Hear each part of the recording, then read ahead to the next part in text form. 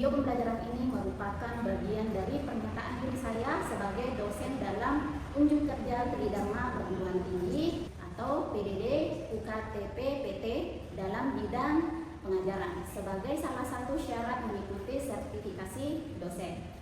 Pada kesempatan ini, saya akan menyampaikan terkait mata kuliah yang saya ampu sesuai dengan bidang keahlian saya atau kepakaran saya, yaitu mata kuliah pengantar kurikulum. Mata kuliah ini merupakan salah satu mata kuliah wajib program studi.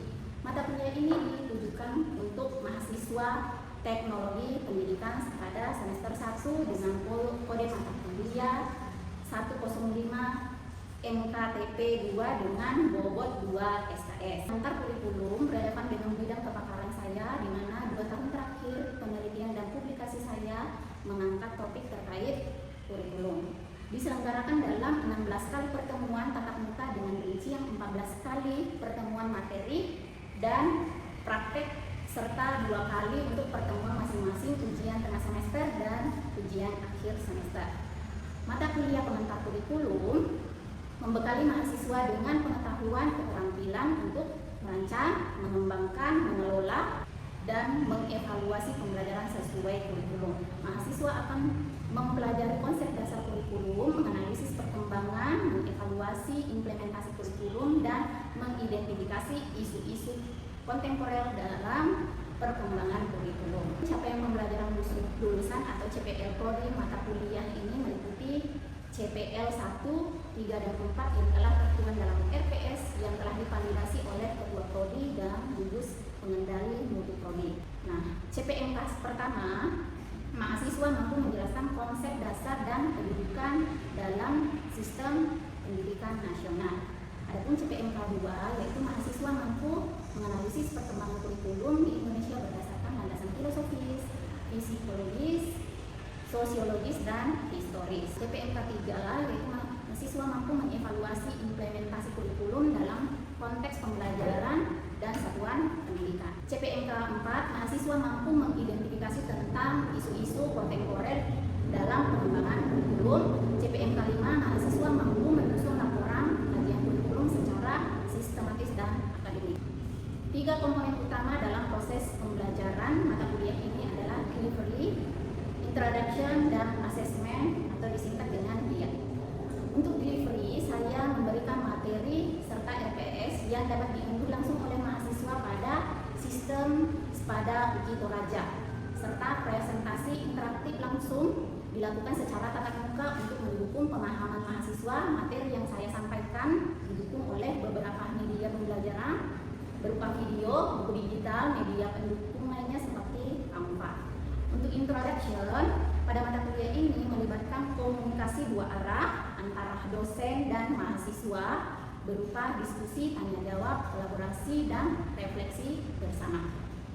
Adapun asesmen atau sistem penilaian yang saya lakukan dalam mata kuliah ini mencakup asesmen formatif untuk menilai proses yang dilakukan melalui kuis, tugas proyek individu maupun kelompok, serta penilaian sikap dan keterampilan sesuai RPS.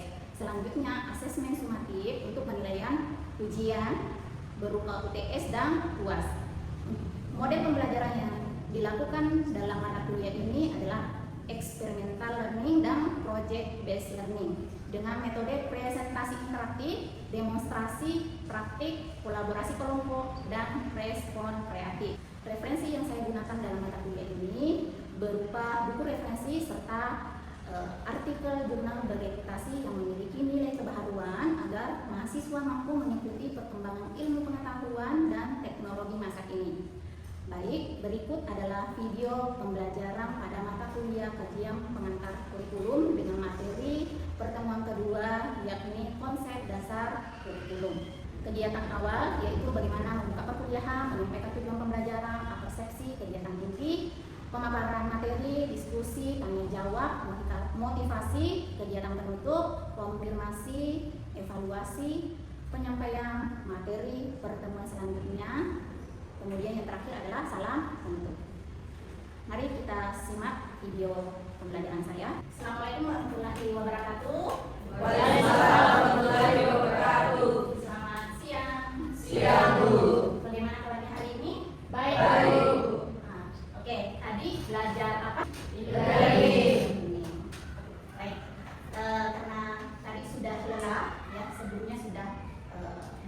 tentang e-learning. Pertama-tama sebelum kita melanjutkan materi kita pada hari ini, kita silakan berdiri semua. Nah, kita rehat sebentar ya, biar kita merefleksi kembali tenaga kita, ya, pikiran kita agar bisa kembali fokus untuk mengikuti perkuliahan pada siang hari ini. Jadi nanti kalau saya meminta kalian untuk menghadap ke kanan, silakan pegang pundaknya temannya. Saya menghitung 1 sampai 3, silakan ikuti.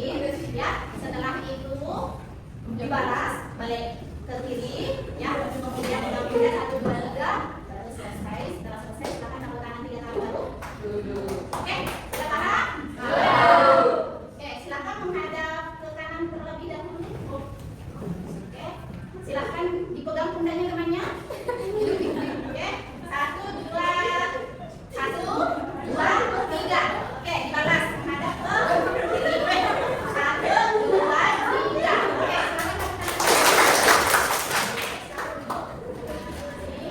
Oke, oke, baik. Siapa yang bisa memimpin kita dalam doa? Saya, Bu. Oke, silakan. Baik, mari kita berdoa. Tuhan, berkati dalam proses perkuliahan kita hari ini. Amin. Oke, terima kasih.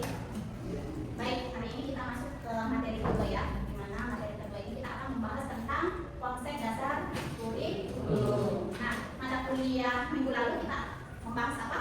Mata kurikulum.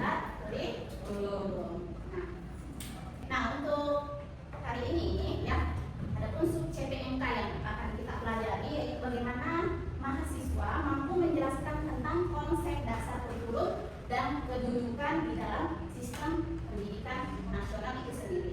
Selanjutnya ada pencapaian pembelajaran yang akan kita capai hari ini, yaitu ada 4 ya. Yang pertama, bagaimana kita bisa menjelaskan pengertian daripada kurikulum secara umum dan historis. Yang kemudian yang kedua yaitu membedakan tentang konsep-konsep dasar daripada kurikulum itu sendiri.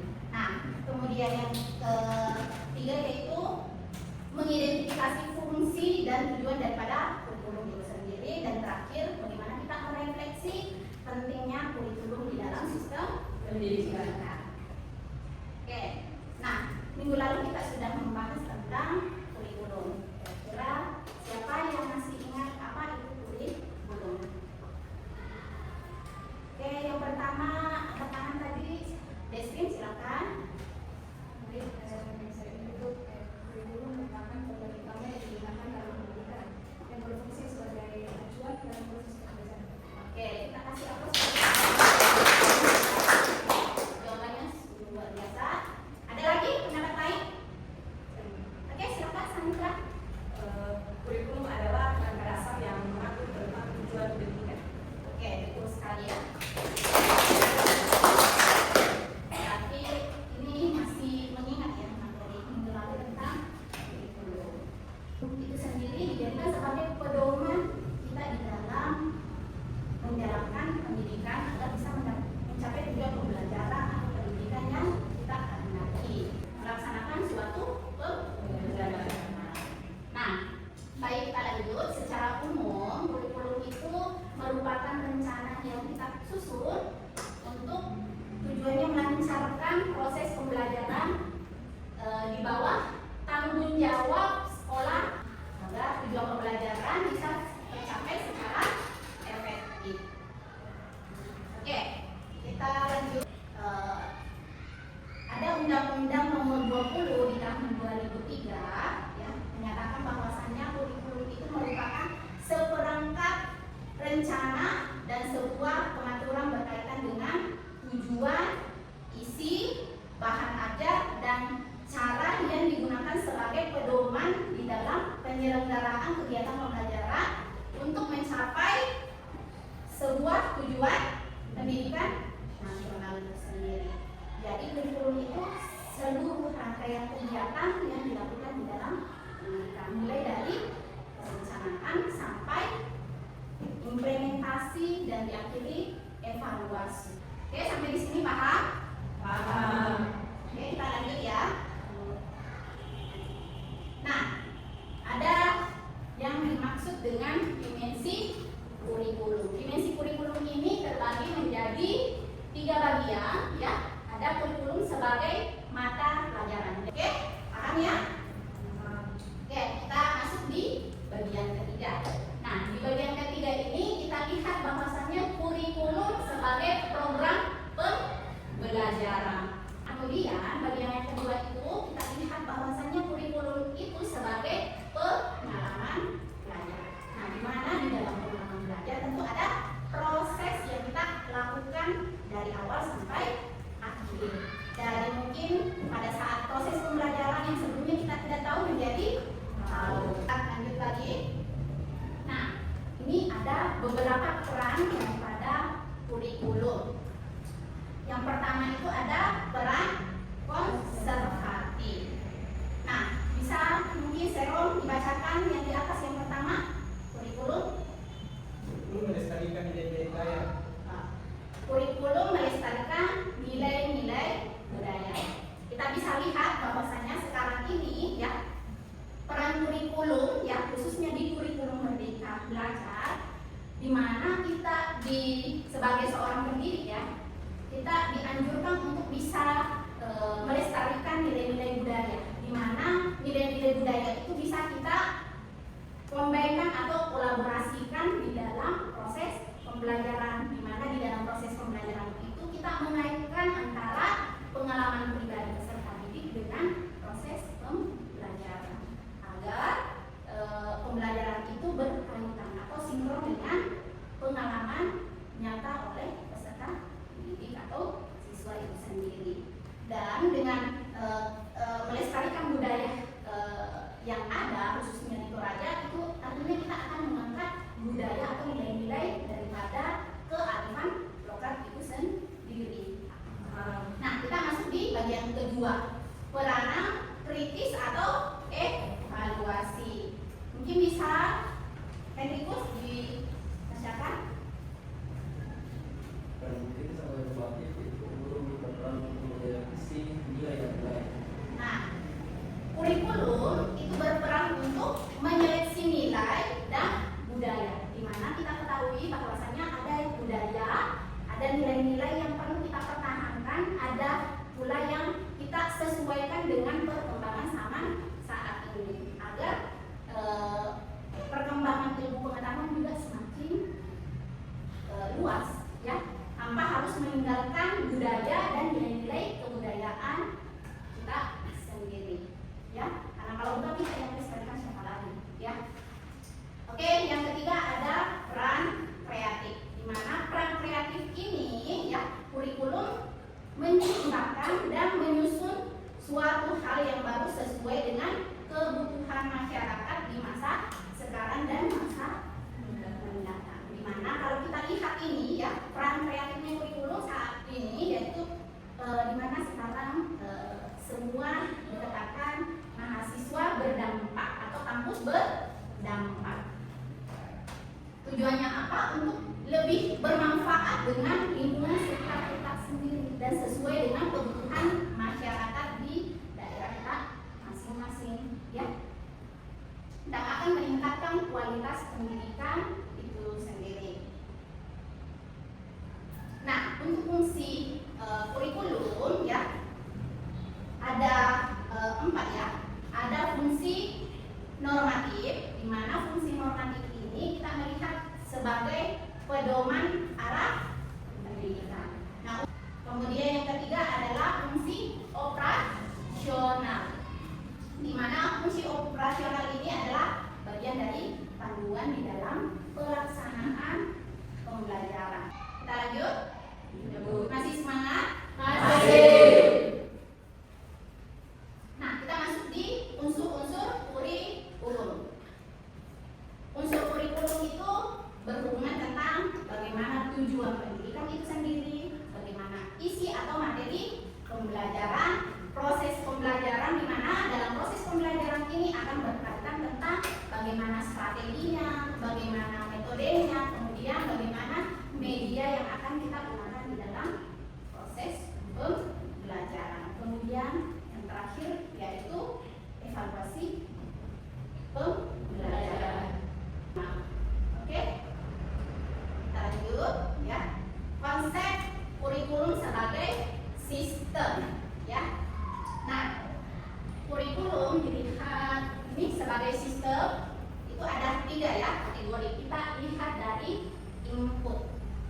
dituntut itu adalah bagaimana kebutuhan masyarakat, bagaimana kebutuhan peserta didik, dan kebijakan nasional. Jadi kita harus menyesuaikan ini untuk kurikulum, ya. Kalau kita melihat dari sudut pandang sistemnya, kita melihat bagaimana kebutuhan masyarakat.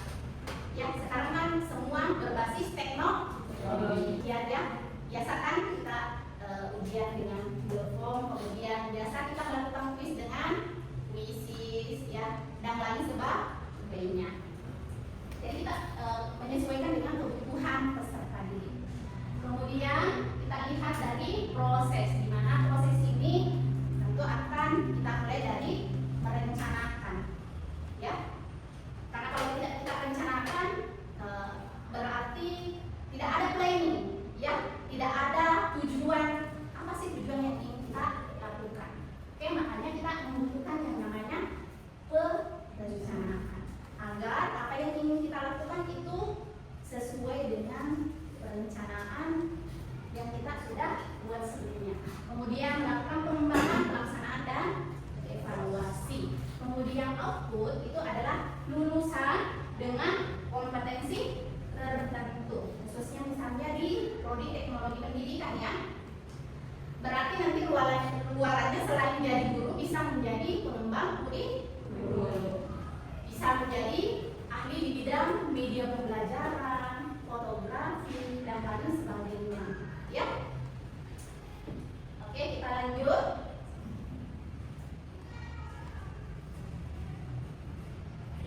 Oke, sampai di sini paham? Paham. Oke. Kurikulum dalam konteks teknologi, di mana teknologi itu adalah sebagai alat dan media di dalam mendesain kurikulum. Kemudian yang kedua, peran teknologi dalam pengembangan konten digital seperti LMS, pengembangan pembelajaran daring. Ya, sekarang sudah tidak lumrah lagi, ya.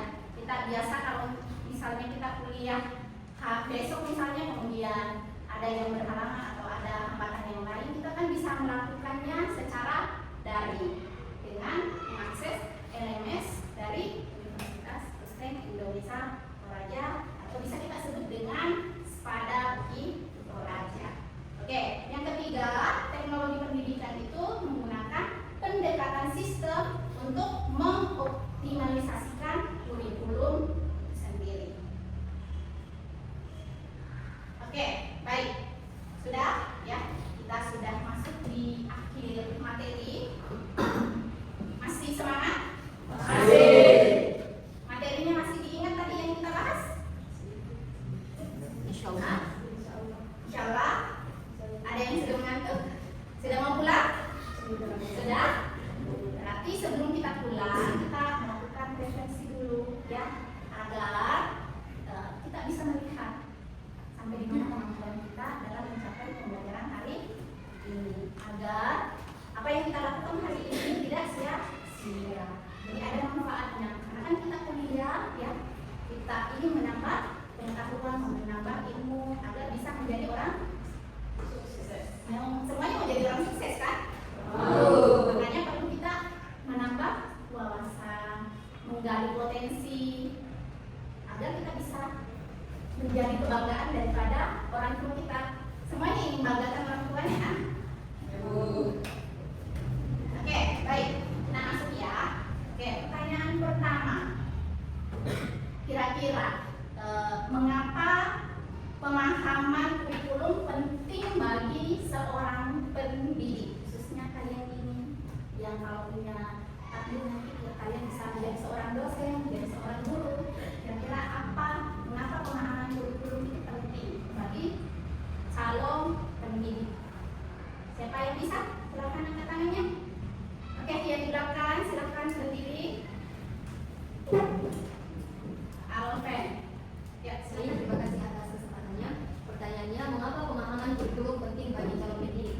Pemahaman kurikulum penting bagi calon pendidik agar bisa menyusun rencana pembelajaran sebagai kebijakan pemerintah dan menggunakan kurikulum sebagai pedoman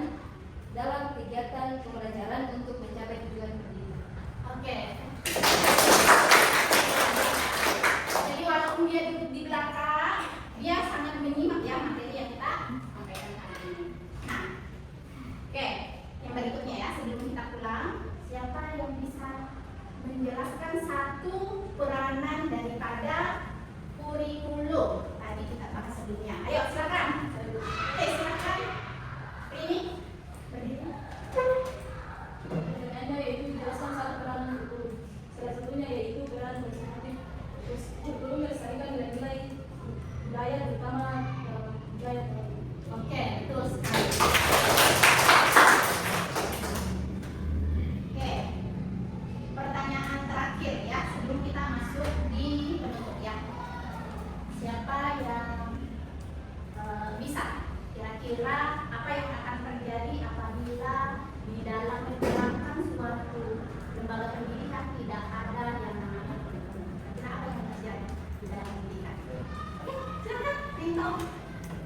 Ya, menurut pendapat saya, jika kurikulum tidak diimplementasikan dalam proses pembelajaran, pembelajaran tersebut tidak akan terarah dan tujuan pembelajaran tersebut tidak tercapai secara maksimal. Oke, betul sekali. Sebelum kita meninggalkan ruangan hari ini, siapa yang tidak hadir? Ada semua hadir semua. Alhamdulillah. Berarti kelas ini rajin-rajin semua ya. Oke, terima kasih untuk kehadirannya hari ini. Jadi minggu depan kita akan membahas tentang organisasi kurikulum. Jadi sebelum kita masuk, nanti sampai di rumah silakan dibaca kembali materinya, kemudian cari-cari tahu tentang apa sih itu organisasi kurikulum. Oke, baik sebelum kita meninggalkan ruangan ini kita berdoa ya agar kita bisa selamat sampai tujuan kita.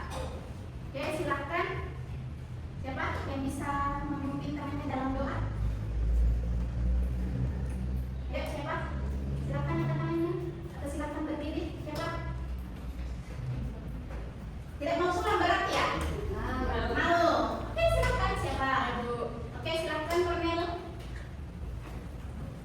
Baik, sebelum kita berdoa terima kasih atas segala proses penjelasan dan kami. Oke, jadi cukup sekian hari ini. Terima kasih sudah meluangkan waktunya menyimak materi yang disampaikan. Mudah-mudahan apa yang kita lakukan hari ini bisa membawa keberkahan untuk kehidupan kita ya ke depannya. Semoga kalian menjadi orang sukses nanti ya. Menjadi kebanggaan orang tua. Amin.